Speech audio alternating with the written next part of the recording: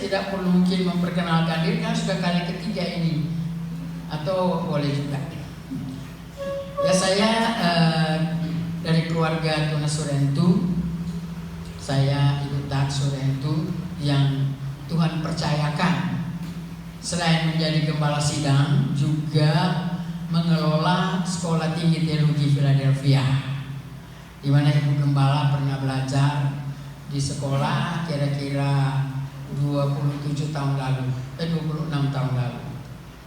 Dan puji Tuhan, saya tentu sebagai ketua sekolah sangat bangga kalau anak bina saya bisa menjadi gembala sidang. Itu satu kebanggaan. Haleluya.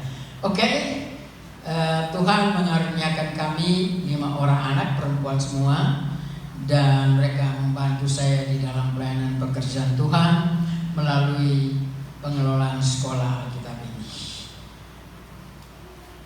Jadi saya ada lawan. Oke, saya kira cukup ya. Mari kita membuka Alkitab kita masing-masing. Kita akan membaca beberapa ayat di dalam kebenaran firman Allah. Suratan Rasul Paulus kepada jemaat Tesalonika. Karena ini ada kaitan dengan pengucapan syukur, mengucap syukur. Jadi ayat 16 sampai dengan ayat yang ke-18. Ayat-ayat yang pendek. 1 Tesalonika pasal 5 ayat 16 sampai 18. Jemaat mungkin kalau berkenan untuk berdiri. Firman Tuhan berkata begini, bersukacitalah senantiasa, tetaplah berdoa, mengucap syukurlah dalam segala hal, sebab itulah yang dikehendaki Allah di dalam Kristus Yesus bagi kamu. Silakan. Tadi kita sudah dibuat dengan satu puji-pujian yang luar biasa, ya, yang mengajak kita untuk bersukacita dan bergembira. Karena memang ironis ya, kalau dalam judul hari pengucapan syukur dan hati kita yang nggak ada sukacita, hati kita nggak gembira, itu ironis.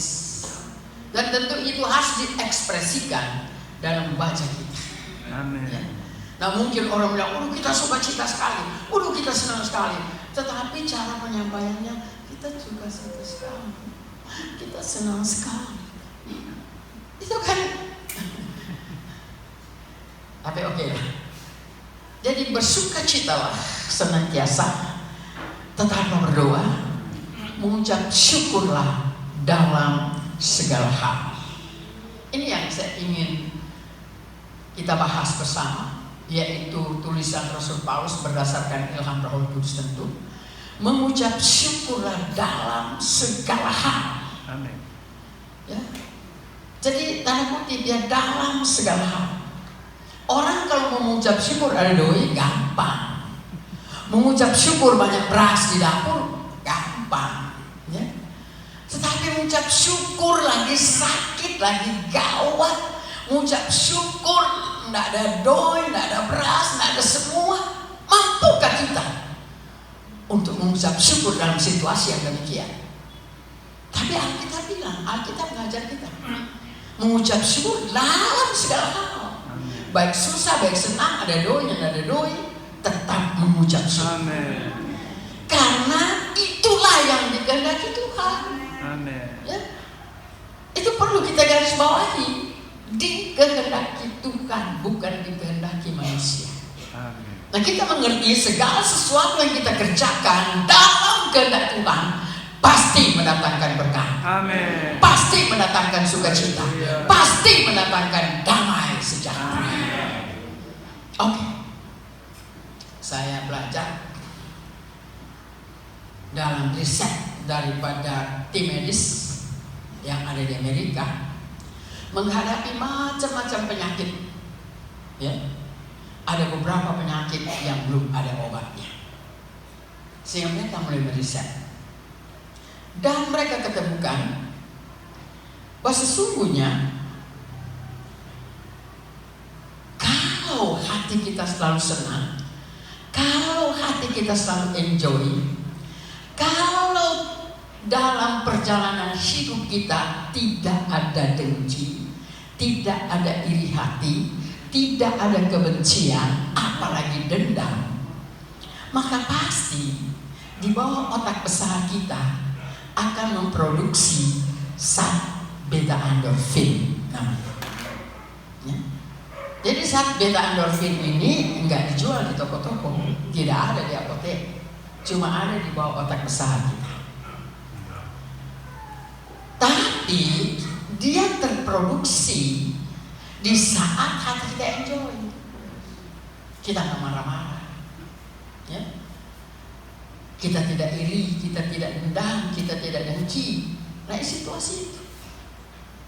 Dan efeknya, kata tim medis ya, efeknya itu mereka ketemukan permulaan abad 21.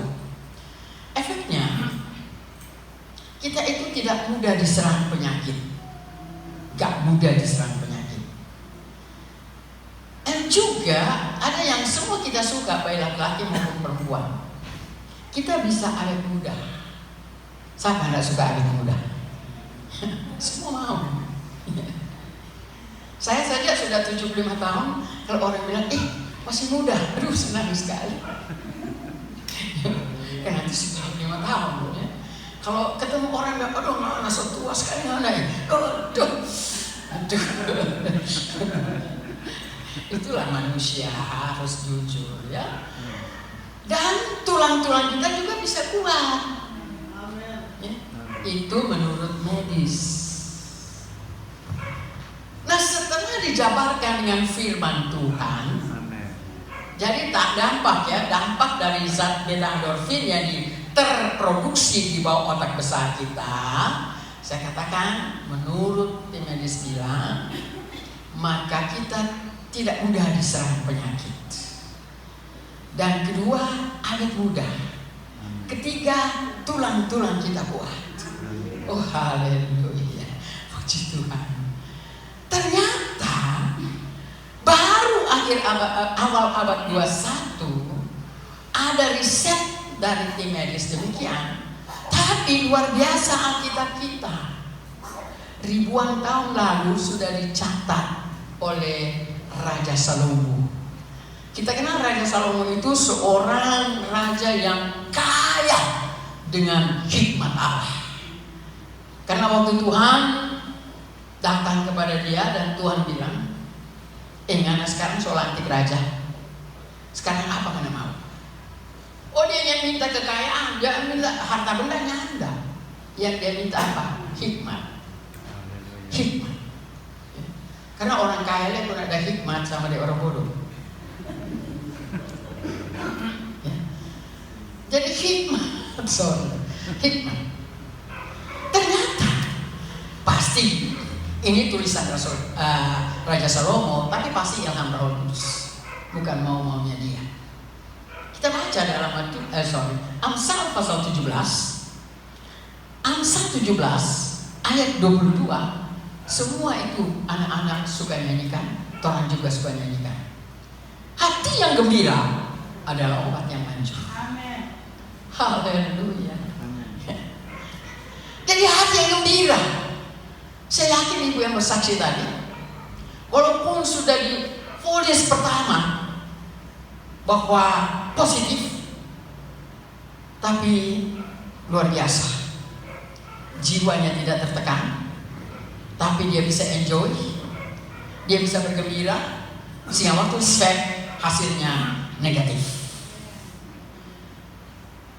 Jangankan sudah melalui satu pemeriksaan, sedangkan baru batuk saja, baru pilek saja, rasa serak-serak itu suara, semula itu jiwa tertekan, darah Yesus. Oh Tuhan, subabayang itu corona, subabayang itu corona. Kenapa memang dia mau dapat pilek? Kenapa? Karena dia mau batuk. Apalagi kalau sesak nafas. Oh Tuhan, ya, nyanda terek corona, tapi dia selalu menjudge dia corona. Dia mulai mengasingkan diri. Ya. Memang pemerintah menganjurkan stay home waktu bulan-bulan April, Mei itu stay home. Karena baru mencari-cari bagaimana ya cara mengatasi ini pandemi ini. Nah itu yang saya katakan, kalau jiwa sudah tertekan, nyampe corona, dia sudah mengasingkan diri sendiri, dia sudah karantina diri sendiri. Hati yang gembira adalah obat yang manjur. Semua obat yang ada di dunia, apalagi obat-obat yang paten, pasti manjur. Tapi banyak yang gagal. Waduh, kita sudah berobat di dokter ini, dokter itu, sampai ke Singapura, Malaysia dan sebagainya. Gagal. Tapi ada satu dokter di atas segala dokter. Itulah Tuhan Yesus Kristus. Yang formulanya enggak ribet. Formulanya cuma apa? Hati yang gembira. Saudara bilang sama saya, aduh Ibu Pendeta, bagaimana mau gembira? Nyada dodo Ibu puji. Bagaimana mau gembira? Tidak ada beras di dapur. Gembira saja. Enjoy saja. Karena kalau hati kita suka mengucap syukur dalam segala situasi dan kondisi yang ada, karena tadi kita sudah baca dalam firman Tuhan, itulah yang dikehendaki Tuhan, pasti Tuhan mengadakan. Amin. Tuhan mampu mengadakan dari tidak ada menjadi ada. Amin. Tuhan mampu mengadakan dari tidak mungkin menjadi mungkin. Amin.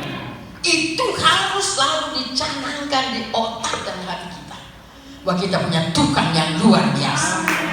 Ya? Yesus yang dahsyat. Bapak Ibu, saya mengelola sekolah Alkitab sudah angkatan ke-28, jadi sudah 4 tahun. Ya, tidak pakai bayar-bayar.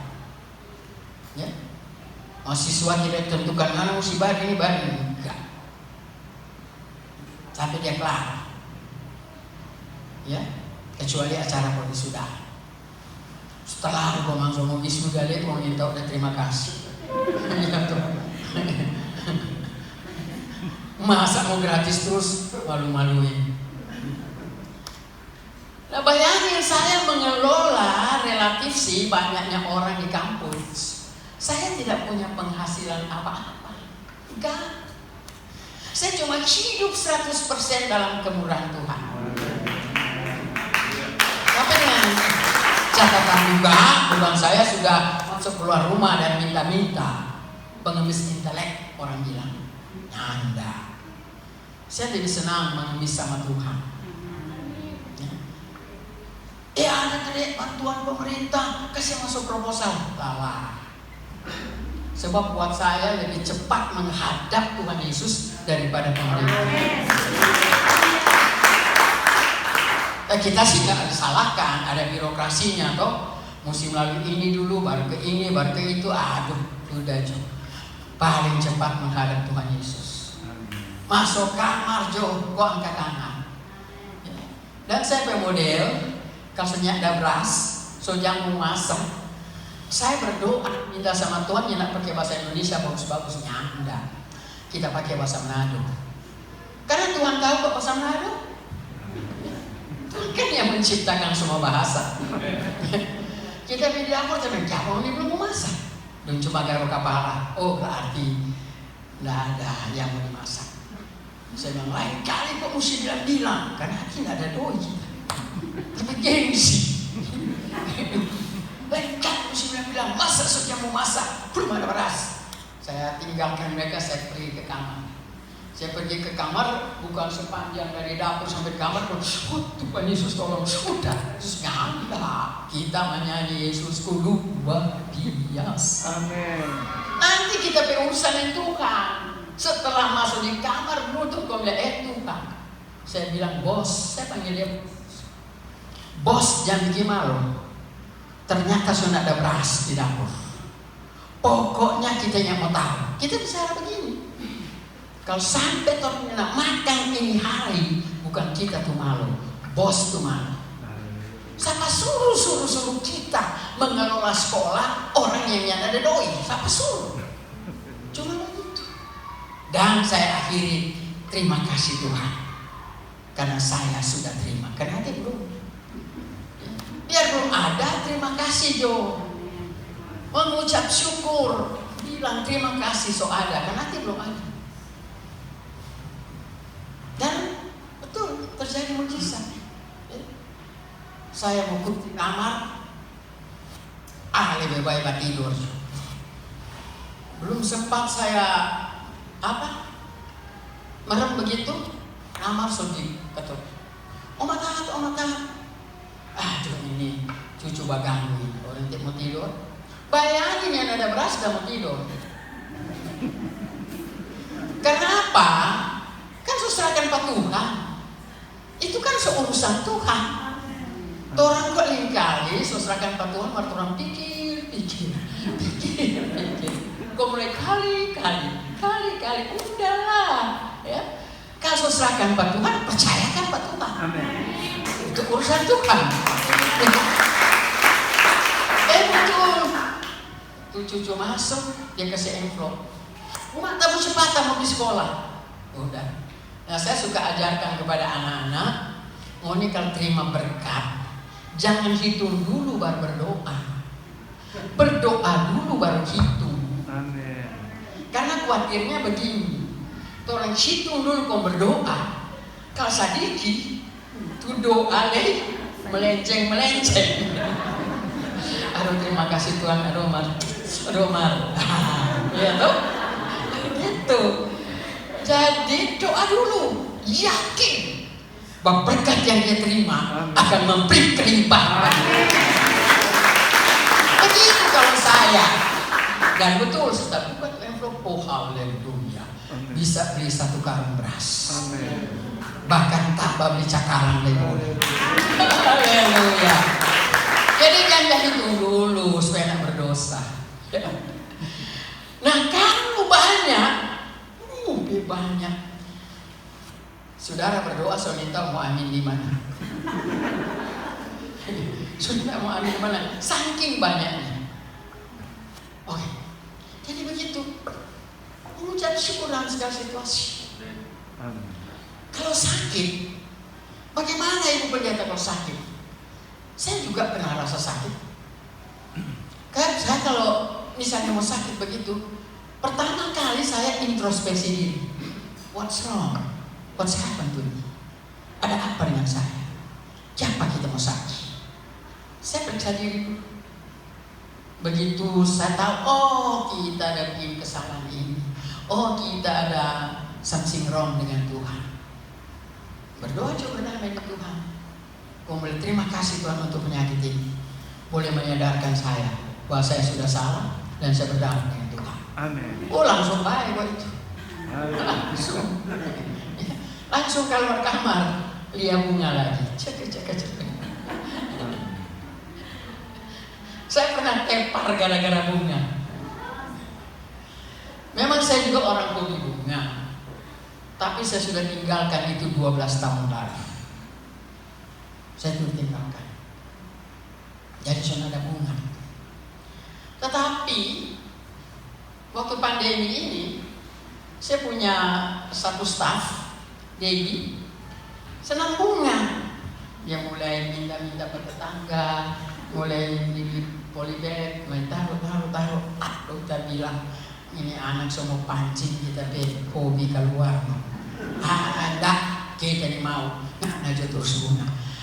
Tapi lama-lama karena hobi mau dibangkitkan lagi.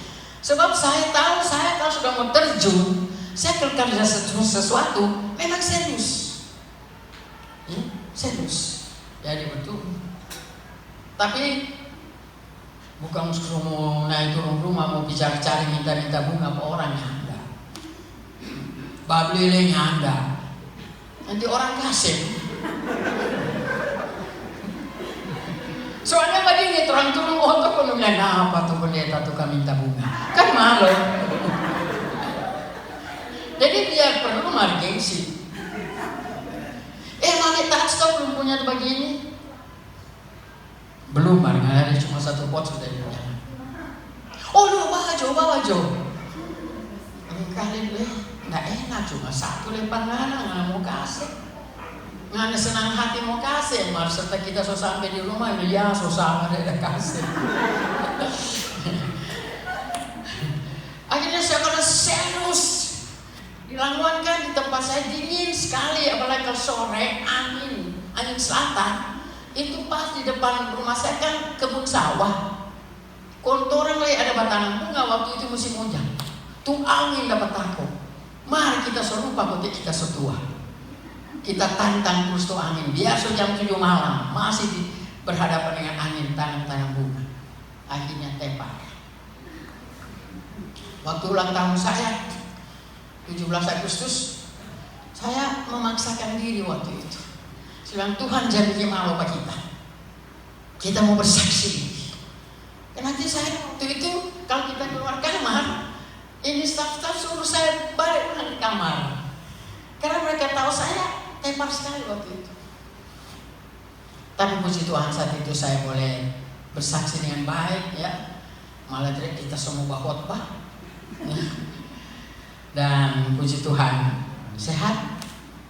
Ya cuma karena apa? Berusaha hati gembira. Karena cuma itu obat. Hati yang gembira adalah obat yang manjur.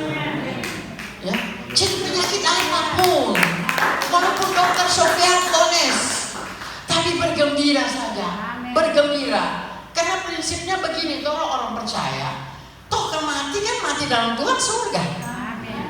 Iya kan? Atau masih takut mati? Mati sekalipun surga. Kan tujuan kita semua menjadi anak Tuhan supaya ke surga. Itu kan tujuan kita. Jadi apa? Pokoknya menyerah saja.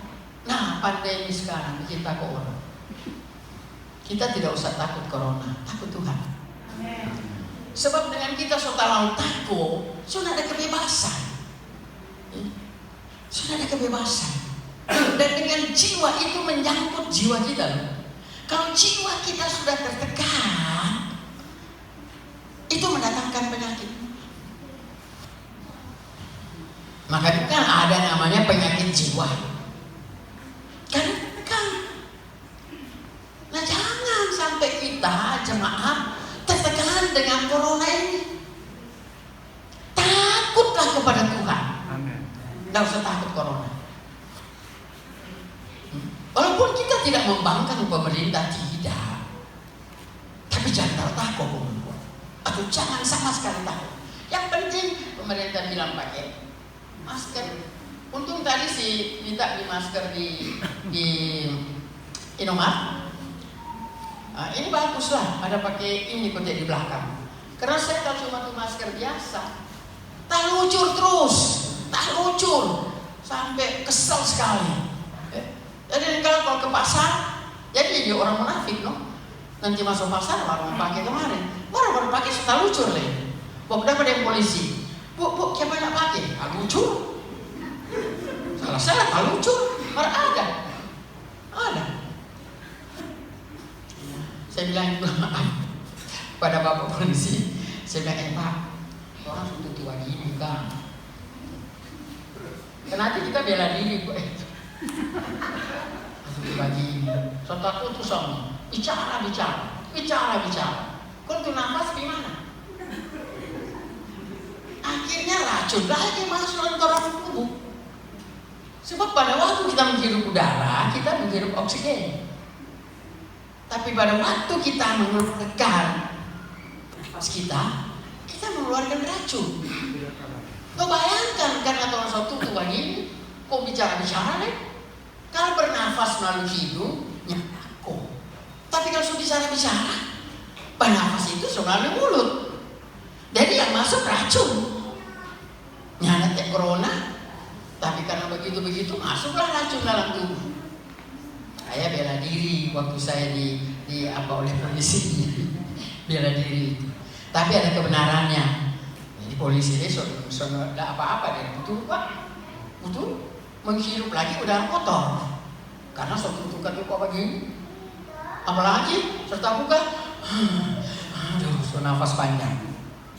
Tapi apa boleh buat? Cuma jangan takut, jangan tertekan. Orang kasihan lansia begini, aduh mau bimol boleh. Ya, kita sehat, pengen sekali makan cuantin mie itu, pengen sekali. Ya sudah. So pakai masker toh, pakai kacamata, pakai topi. Saya kan biasa pakai topi karena kalau hujan saya pakai topi. Kong cucu-cucu bilang, Mar, omaknya nggak bisa masuk, sudah dua dia justru di tangga kuat. Jadi waktu tangga naik, tek, di situ ada tulis 65 tahun. Ini satpam tanya, Bu seumur berapa? 60 ke atas. Betul toh, yang salah toh. Di atas 60. Oh iya, masuk. Kan nggak salah, 75 tahun kan itu di atas 60. Nggak bohong, ada. Cuma gara-gara tujuan tinggi. Cuma kata Pak, polisi lain tidak, satpam lain tidak curiga. Karena kita naik tangga, nyana pegang. Naik tangga, bagaimana dia mau curiga ini? 75 tahun kan ada. Oh iya, mana ada tanya loh. Buat seumur berapa? 60 tahun ke atas. Saya tidak berdosa. Jadi hati gembira. Amin. Jangan tertekan. Hadapi semua. Hadapi. Toh, kalau orang ikuti orang yang paling bersih di dunia, orang yang paling jago menu makan, dorang tuh kenal. Orang tinggal ada kotor-kotor sadiki yang mandi, ya, makannya cuma apa adanya. Apalagi kalau orang bohong, susah mau kena dengan corona takut sekali itu. Apalagi kalau omak-omak baru pulang kobong ada gale ubi, kong pikul-pikul mau balik pasar, lari tuh corona. Lari. Tapi itu orang yang di AC terus. Nah itu corona yang mau Pertoran. Haleluya. Jadi omak-omak rasa takut. Pikobong pergi, cabut-cabut rumput itu sport. Ya. Daripada dia, aduh, kenapa orang udah bahas sepeda, aduh harga sepeda lebih mahal. Lebih baik bahas sport pikobong. Itu tahu-tahu corona takut. Dan orang bisa enjoy, sukacita. Namun satu hal yang saya ingin ingatkan kepada kita semua, jangan ada dendam di antara kita. Aduh, itu paling bahaya sekali. Ya. Tuhan Yesus ada ajar, ampunilah segala kesalahan kami seperti kami sudah mengampuni kesalahan orang. Iyo, Ibu Pendeta, marah kalau cuma 1 kali, ini so 2 kali, so 3 kali, so 10 kali, begitu terus. Dia kelakuan dan ini biasa terjadi di kakak adik. Selalu begitu, selalu bikin sakit hati Pak kita, selalu bikin marah Pak kita. Bagaimana kita mau maafkan? So lebih dari 10 kali Bu Pendeta. Saya bilang biarpun berkali-kali Tuhan Yesus sudah ajar mengampuni berapa kali berapa. Nggak ada peneken. Ya, nggak ada peneken. Oh iya dah. Kesebab udah apa jodan orang? Kesebab udah apa? Sudah. Iya dah, kita maafkan ya nih. Aku baik, kasih tangan. Berdoa lagi orang pendeta dalam nama Yesus. Serta sekelar berdoa dia bilang, iya Ibu Pendeta, kita maafkan dia. Apa dia ada backing Pak kita mau lupa sampai mati. Sama aja bohong. Aduh, jangan. Saya bilang sama anak-anak saya di sekolah, di kampus, dia bilang, mau ini sama atas saya. Kalau bikin salah sama kita marah. Karena saya mau adil, saya mau jujur. Ya, saya tidak pandang latar belakang pendidikanmu, saya tidak pandang latar belakang ekonomimu, enggak. Saya lihat engkau sebagai anak Tuhan yang perlu ditolong dan diselamatkan. Amin. Itu saja. Saya akan marah unsur pendidikan. Karena saya kalau marah mereka, tinggal unsur takut. Oh Tuhan, amin so marah. Tapi saya ke Somara sudah habis. Saya tidak simpan-simpan. Kenapa? Seolah-olah tak ada didik-didik pada orang. Kalau kita simpan sampai kesalahan, kita masuk neraka dan masuk surga. Bisa dah. Jadi memang kita setelah Tuhan percayakan mengelola sekolah yang saya awam tidak ada pengalaman. Tak ada. Saya kan bukan orang yang keluaran sekolah Alkitab, Anda. Ya. Tapi waktu Tuhan percayakan, aduh, mau belajar nih. Jadi zaman-zamannya Ibu Gembala, saya waktu itu masih belajar. Walaupun sudah angkatan ketiga. Karena tidak pernah saya alami. Tidak pernah alami hidup di asrama, tidak pernah. Sekarang Tuhan percayakan. Oh, kita bikin rumah kontrak dengan Tuhan. Tuhan tadi mau masuk neraka. Ya. Jadi, Tuhan tolong saya punya hati. Supaya tidak ada saya membeda-bedakan mereka. Ada orang di asrama kasihan makan ditakar. Jadi mesti sama penakaran. Yang bilang mesti kasih dividen. Enggak. Semua sama. Jadi kalau laki-laki 4 sendok besar, nah laki-laki tuh tahu jo, perempuan 3. Mesti kasih beda tuh laki-laki dan perempuan itu dan kita marah apa tuh dapur. Oh ini mesti beda tuh laki-laki dan perempuan. Jadi orang kan tuh kasih lede, oh nih ya. Kurang-kurang sedikit boleh. Mesti adil. Jadi kalau satu-satu semua, kalau dua-dua semua. Wah, begitu. Karena saya tidak mau masuk neraka. Hanya karena membeda-bedakan mereka. Bayangin ya, perkara kecil. Tidak adil dalam perkara kecil, itu bahaya. Ya? Jangan kira nanti perkara besar. Jadi bukan main tuh ada kasih tanggungan Pak kita. Ada orang sih cuek, tapi saya enggak, karena saya selalu berhitung untuk masa surga.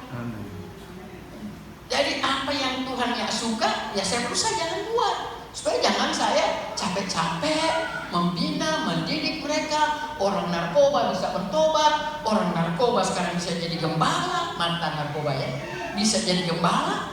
Kunci bu, kita neraka dia surga. Aduh, orang lalu bilang peso ini. Karena tentu salah sendiri. Jadi itu saya berusaha. Jadi dengan saya bikin begitu semuanya, tambah orang kan sakit. Akhirnya beras masuk terus. Jangan ngoni soli ya. Orang tambah orang. Mungkin ada di antara ngoni senior. Dia berdoa, doa Tuhan, sujud tambah orang. Dan ingat orang dia makan hari-hari. Ngoni lihat orang tak tambah, roba porsi, dan lihat di berasa, tak tambah terus. Alhamdulillah. Kenapa Tuhan kita Tuhan yang punya janji? Dia berjanji. Dia tidak pernah berjanji begini. Karena ngana sudah jadi anak Tuhan, ngana sudah jadi hamba Tuhan, ngana datang sakit-sakit, tidak pernah Tuhan janji begitu. Karena ngana sesungguh-sungguh dengan Tuhan, ngana akan melewati jalan bebas hambatan. Nyanda. Tuhan tidak pernah berjanji begitu. Tapi Tuhan bilang Lukas 9:23, mau jadi murid Tuhan, sangkal diri, pikul salib setiap hari. Itu Tuhan udah bilang. Jadi setelah ada masalah, Lukas 9:23 biasa. Makanya Bapak Ibu kalau kita mendapatkan masalah dan sebagainya, jangan jadikan masalah itu satu hal yang luar biasa. Jangan. Biasa. Tadi anak kata orang bilang begini. Oh itu sudah. Iyo. Biasa itu. Biasa. Nggak tahu begini begitu. Biasa. Karena Alkitab so catat. Ya. Karena kalau orang jadikan satu masalah itu hal yang luar biasa, iblis memang mau. Iblis yang kuasa api. Baru masalah kecil, napa? So menangis. Oh Tuhan, siapa begini dan Tuhan? Oh siapa begini dan Tuhan? Baru kecil itu, ya, baru kecil tambah akan le. Dia dipanggil itu iblis satu maju orang sama-sama pipa dia. Sampai dia tahu. Ya. Tapi kalau orang cuma bilang ini kecil, biasa, gak masalah. Aduh, masalah besar ini tak? Enggak. Lukas 9 ayat 23 so bilang, mau jadi murid Tuhan, sangkal diri, pikul salib setiap hari. Bukan setiap minggu, bukan setiap bulan, apalagi setiap tahun, no, every day. Ya. Makanya cari Tuhan jangan mingguan, apalagi bulanan, apalagi pakai kuartal kopra. Apa bulan satu kali coba dapat kunjung di gereja. Serta pandemi, Mazmur 91.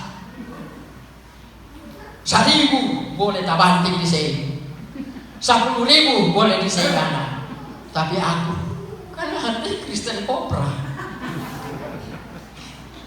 Pak keluar lagi, marah-marah pemerintah.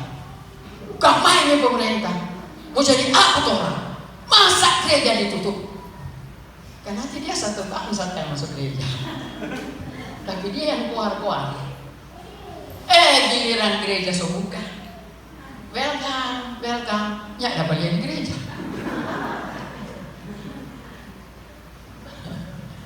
Oke. Jadi ini gara-gara hati gembira atau langsung ke sana kemari.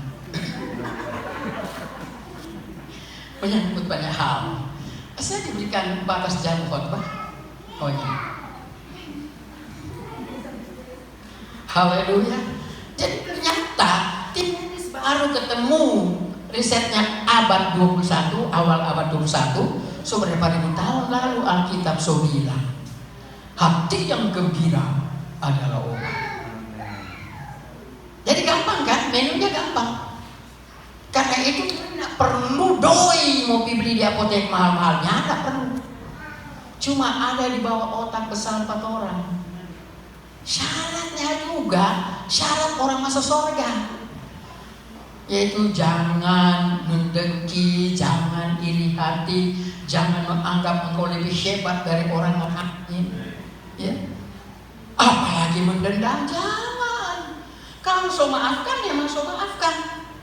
Nyanda ada cerita sahabat yang tadi, ibu pendeta, kita so maafkan pada dia, apa dia ada bikin pak kita mau lupa sampai mati. Itu sama aja bohong. Yang Anda mau terproduksi pusat beta endorfin, Anda mau sehat?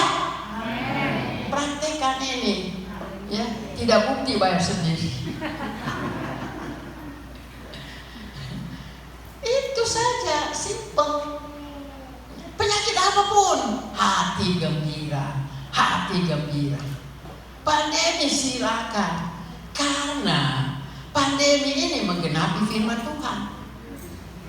Kan tidak jadinya, tidak betul turun Alkitab. Jadi semua yang terjadi penggenapan firman. Amin. Nanti ada lagi pandemi yang hebat. Itu memang Alkitab mencatat dalam kitab Wahyu pasal 9, itu penderitaan manusia dari detik ke detik, menit ke menit, jam ke jam, hari ke hari, minggu ke minggu, bulan ke bulan, selama 5 bulan non-stop. Kulitnya seperti disengat kalajengking. Bayangin. Saya sudah pernah digigit oleh kaki sarina. Memang. Saya tidak bisa cerita. Apalagi dia bilang bagaikan disengat kalajengking. Ya. Itu dari detik ke detik. Sekarang orang yang kena corona ada batas waktu. Kalau dia memang melalui corona ini dia akan pulang ke pangkuan Bapa, 14 hari dia berangkat. Tapi ini firman Tuhan bilang, ini firman loh, bukan pendapat dokter. 5 bulan lamanya penderitaan manusia seperti disengat kalajengking, non-stop. Orang saja sakit gigi 2-3 hari, rasa-rasa dan yang rasa tuh sakit gigi. Bagaimana? Memang cepat marah. Apalagi kalau apa yang ada bilang, ada bilang kubur bukan kubur. Sudah jelas dong, lebih marah lagi dia, lebih sakit lagi. Apalagi orang yang sufi nomor 1. Kalau datang bertamu itu om sufi itu, sedang lalarnya mau box. Itu cuma 1-2 hari. Ini Alkitab bilang tidak ada obatnya. Secanggih-canggihnya dunia sekarang tidak ada obatnya, karena Alkitab sudah catat. Saya baca saja ya yang sudah kira saya karang-karang. Walaupun saya nggak masuk di situ, nanti kita coba khotbah 5 jam ini kalau semua ke situ. Sudah ada persiapan nasi jadi segala, semua Pak Ani. Wahyu 9 ayat 1 mulai. Sangkakala yang kelima.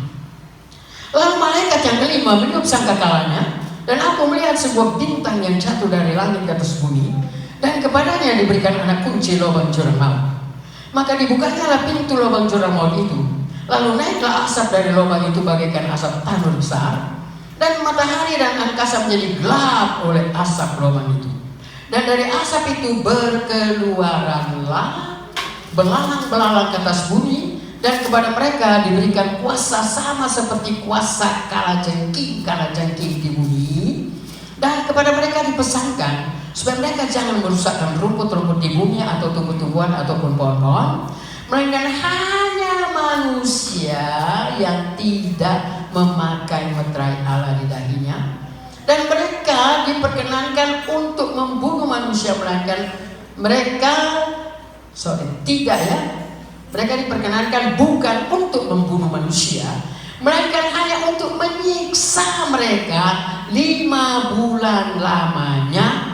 Dan siksaan itu seperti siksaan kalajengking apabila ia menyengat manusia. Ayat 6. Dan pada masa itu orang-orang akan mencari maut, tapi mereka tidak akan menemukannya.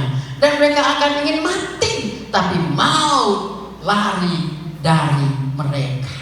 5 bulan. Orang harus tahan, dia bagantong diri.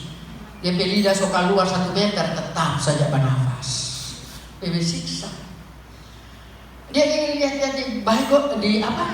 di televisi iklan, semprotkan baygon saya. Dia bilang minum baygon saya. Dia so minum baygon, so babusa sana sini, tetap saja bernafas.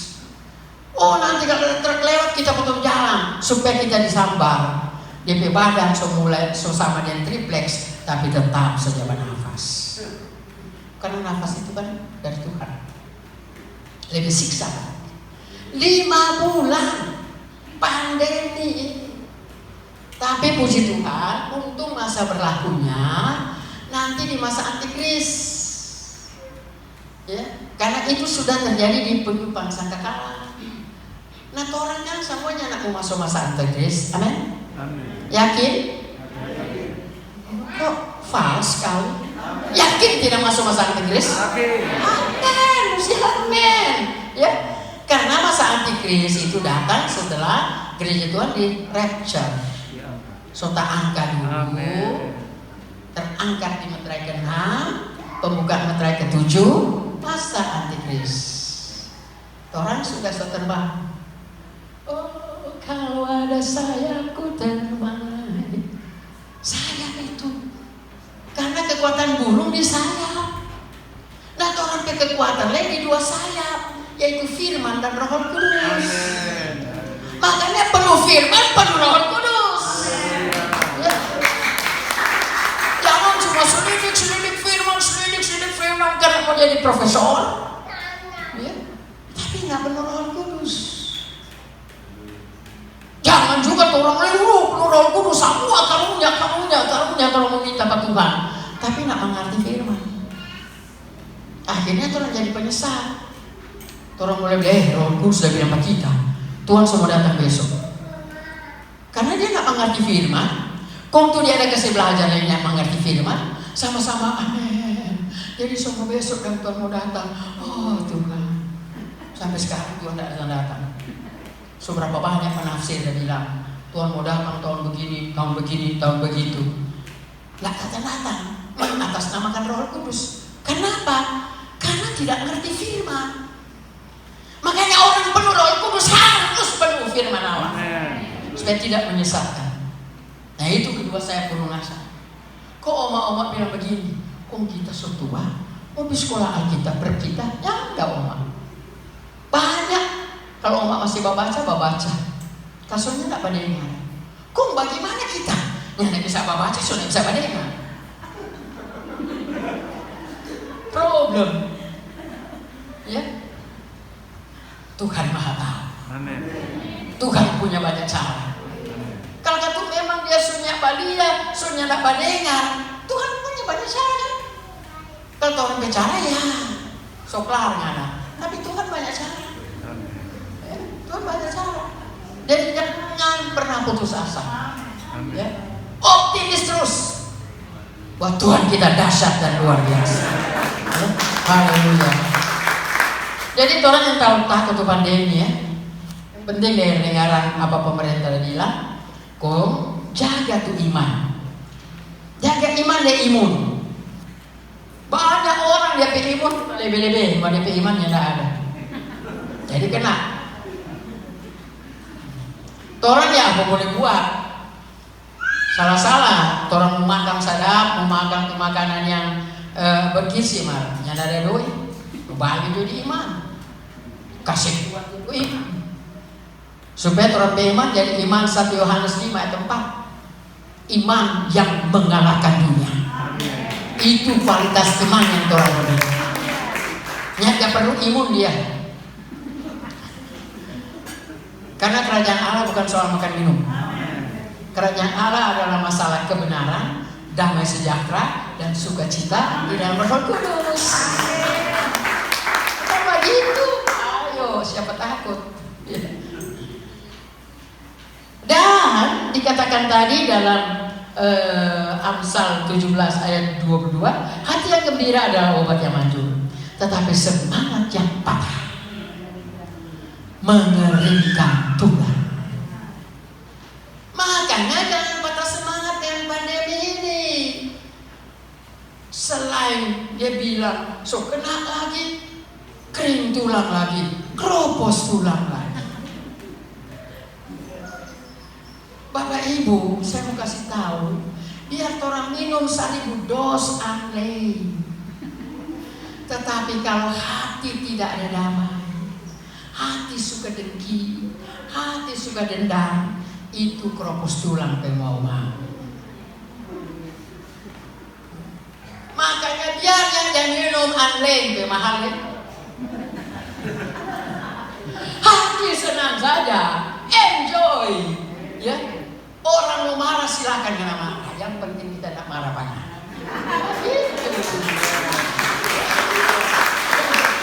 Banyak orang marah sama saya, cuek. Ya, Gus Dur bilang emang gua pikirin. Karena orang yang marah sama saya nak tidur dia 1 malam, kita tak sono sekali. Jadi begitu.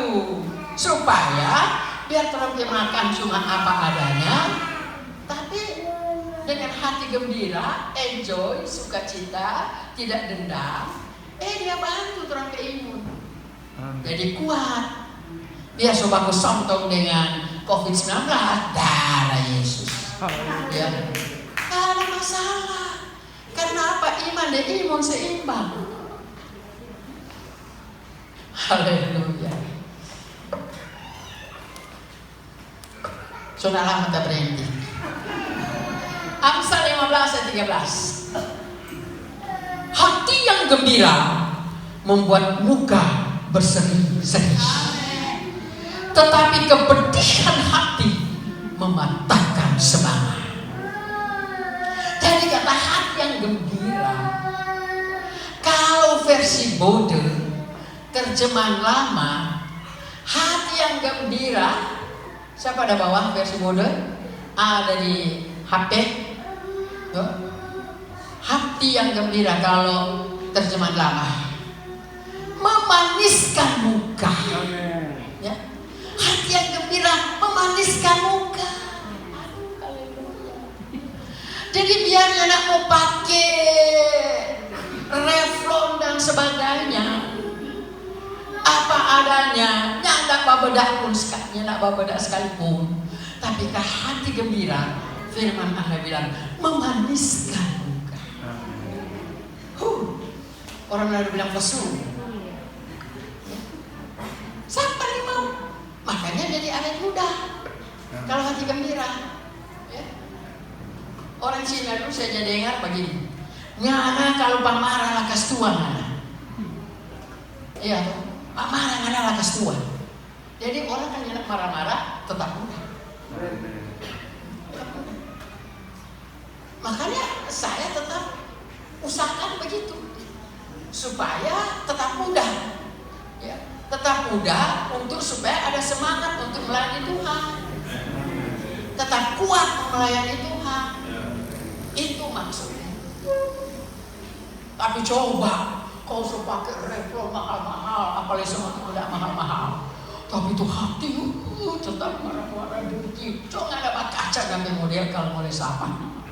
Kita kaca jatuh kan. Siapa kita sama Nilo seperti adik.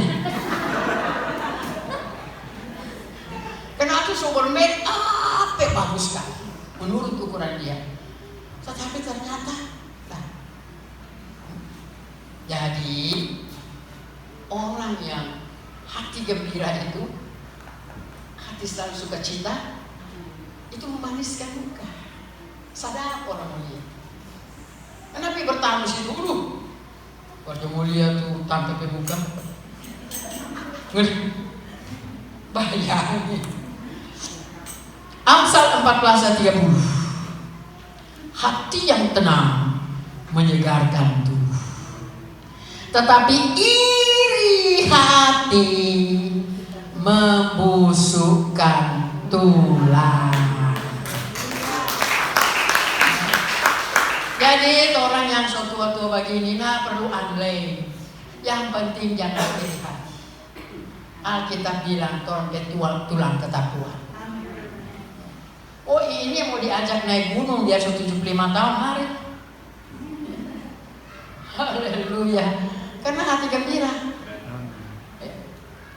Mau makan tidak makan tetap gembira. Karena kalau katanya tidak gembira, pedih hati, semangat patah. Nah kalau semangat sudah ada semangat bagaimana lagi?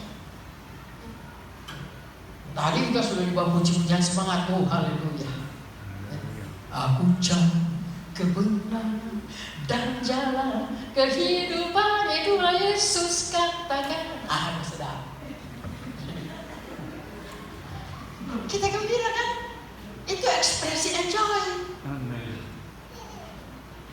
Saya pernah tegur seorang worship leader di daerah Bolang Mongondo sana.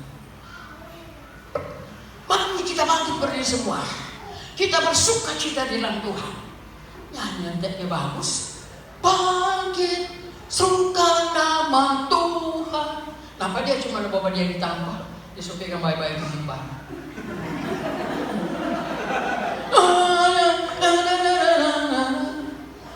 Tapi hati sama antaranya. Berapa kali dia ajak menyanyi lagu terpesona. Mari dia coba kuat di mimbar. Orang dia suruh lompat-lompat. Orang dia suruh ayo bergerak. Nah nanya bawa gerak. Pas kita khotbah. Tapi naik untuk bilang, maaf ya Bapak tadi. Kamu bilang apa ya Bapak? Bapak suruh orang bergerak, balumba. Bapak soal yang kuat-kuat mimbar. Ini tuh bahaya. Cuma bisa mengajak tapi tidak melakukan.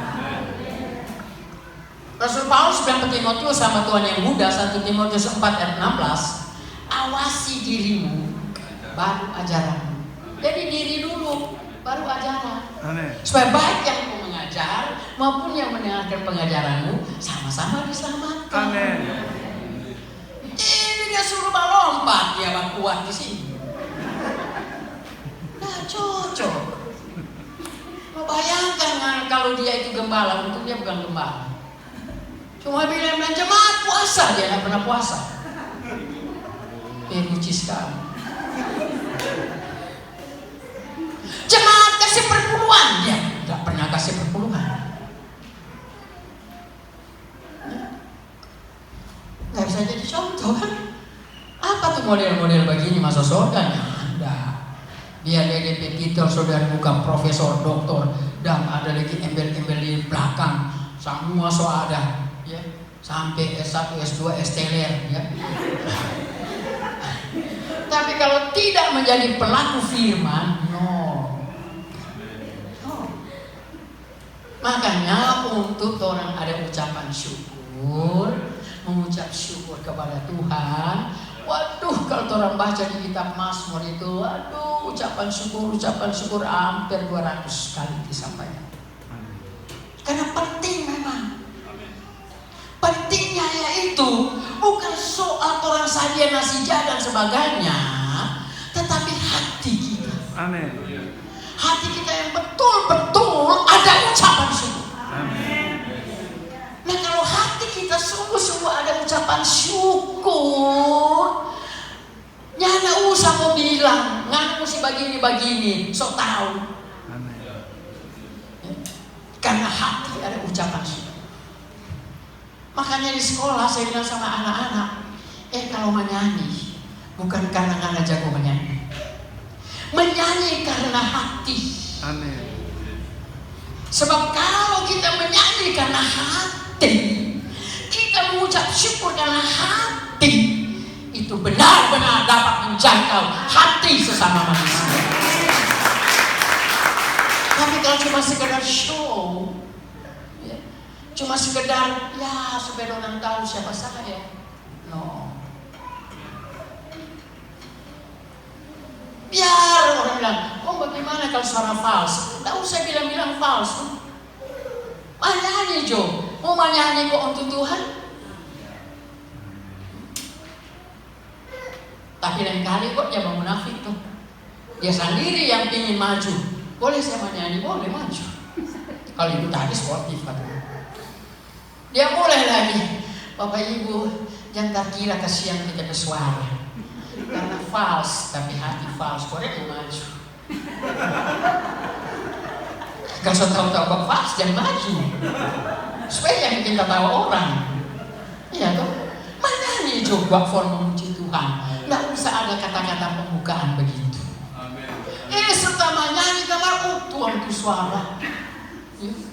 Merdu sekali. Karena dia semula dengan kata-kata begitu.